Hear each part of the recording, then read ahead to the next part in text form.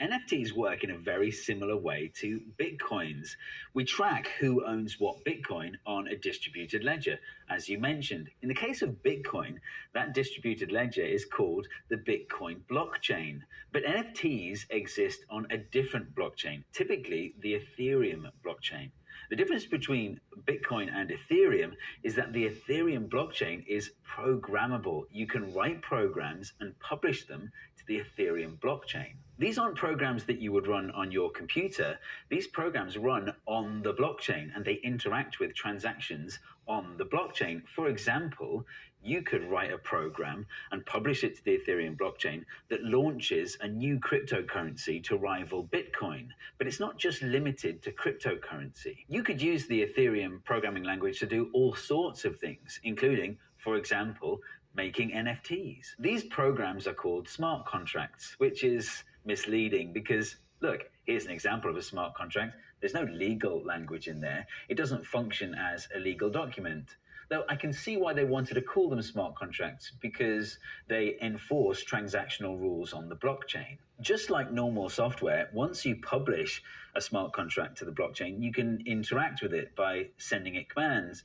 For example, you could send a command telling it to mint a new NFT, or you could send a command to change the owner of an NFT. Smart contracts can be used for much more than just cryptocurrency and NFTs. For example, you could write a smart contract that acts as an escrow between people buying and selling NFTs. The definition of an NFT is quite strict. By consensus, we've agreed that if a smart contract behaves in certain specific ways, as defined by a standard called ERC 721 and one other, then we call that an NFT smart contract. So how does all this relate to digital art? Well, let's have a look at the most expensive Bored Ape ever sold. That's Bored Ape number 2087.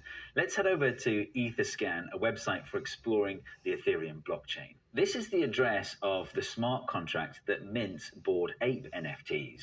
ERC 721 contracts can be queried in certain ways. For example, I can use the owner of query to find out who owns a particular NFT. So Bored Ape 2087 is owned by this person. The ERC 721 standard also includes something called the token URI. If I put 2087 in here, I get this. This is a URI on the public internet for anyone to see. It's an IPFS address, so let's head over to the Brave browser and see where that takes us. This is some machine-readable JSON code, but let's make it a bit easier to read for humans. And look, you can see that's the URI for the ape image itself. And here are some attributes of the ape. For example, its mouth is bored cigarette. The background is purple, the fur is trippy, the eyes are angry. Let's grab this image URI and stick it back into the Brave browser, and there it is. So when you buy an NFT that's linked to a digital artwork, you're buying a unique location on the Ethereum blockchain that points to a text file on the internet for everyone to see.